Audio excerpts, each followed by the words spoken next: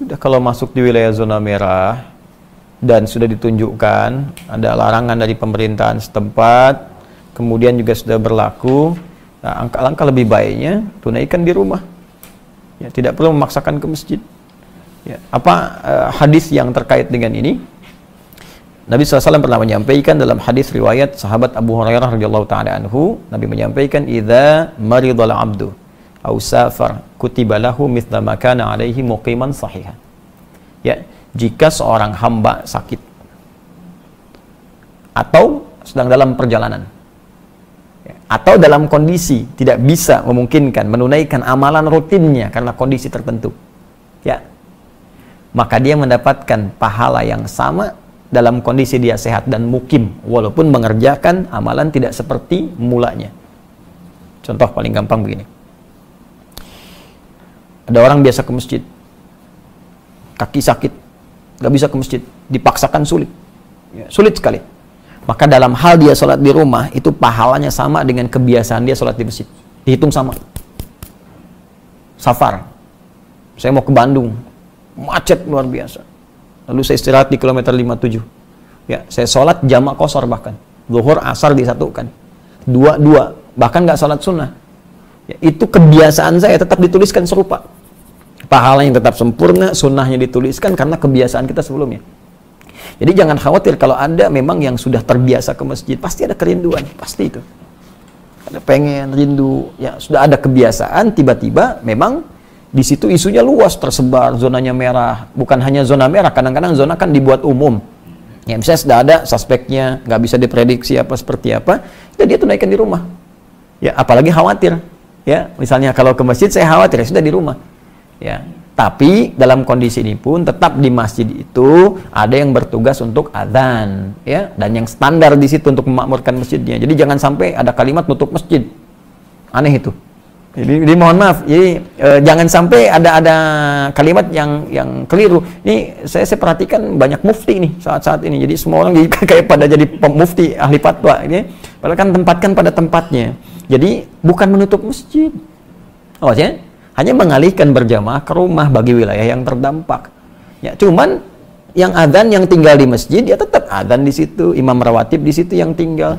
Ya, yang lain di rumah. Kecuali kalau wilayah-wilayah yang zona hijau, yang nggak banyak terdampak, atau misalnya di komplek yang sudah terisolasi, komunikasinya bagus, orang luar nggak boleh masuk, yang di situ saja misalnya yang menunaikan. Prinsipnya berjamaah itu sederhana sih. Orang sakit itu pasti nggak ke masjid.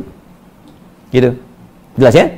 Jadi saya kira sangat jelas. Anda khawatir, Anda tidak perlu ke masjid, tetap tunaikan di rumah. Ya, dan jangan memaksakan kalau nanti tersebar di wilayah itu jadi berbahaya, kecuali dalam kondisi-kondisi yang tadi zona hijau, apalagi misalnya di pedalaman, ya, jangankan corona aja ya, misalnya yang lain aja nggak kenal misalnya kan, nggak ketemu, masa mau nutup masjid, kan aneh juga gitu ya. Jadi dilihat daerah-daerahnya dan disesuaikan dengan kondisi di lingkungan kita. Semoga Allah segera mengangkat musibah ini dan kita bisa belajar hikmah yang paling besar dari situ.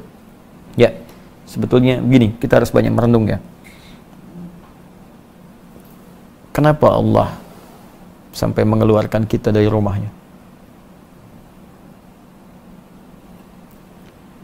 Antum biasa main ke rumah saya. Saya bilang jangan datang. Lama gitu. Ya. Kira-kira perasaan antum gimana? Hah? Bukan karena kangen, Anda pasti akan bertanya, saya salah apa? Ya. Kamu gak usah ke rumah saya dulu deh. Ya kan? Pasti Anda akan bertanya, saya salah apa?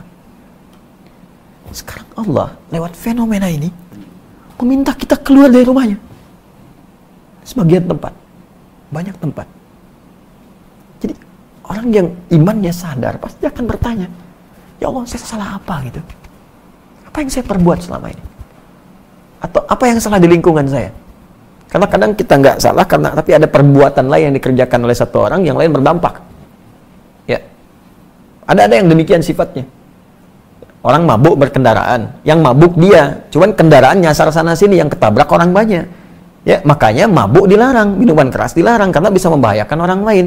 Ada perbuatan buruk saat dikerjakan orang yang baik bisa terdampak. Zina, makan makanan haram. Memang ente yang zina, ya, tapi perbuatan Anda itu bisa berdampak kepada banyak orang. Jangan katakan emansipasi ini sampai bangga, sampai menyampaikan di media, saya punya anak hasil ini begini begitu. Anda yang melakukan, tapi hasil Anda itu berdampak buruk bagi yang lain.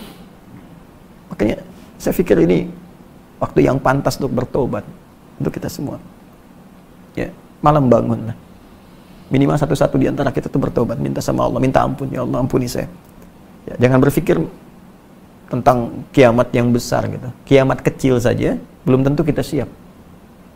Kiamat kecil itu kematian. Itu kiamat kita. Dan belum tentu semua orang siap menghadapi itu. Karena itu duduk.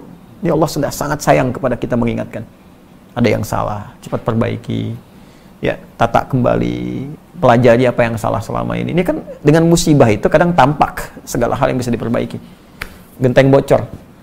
Begitu kita lihat bocor di atas, kan ketahuan apa yang salah nih selama ini. Cek lagi, ya sama. Ini pasti kita akan temukan kekurangan-kekurangan. Iman kita minimal bagaimana, kerinduan ke masjid, kerinduan untuk ibadah. Ya, saya kira itu. Wallahu ta'ala a'lam bishawab.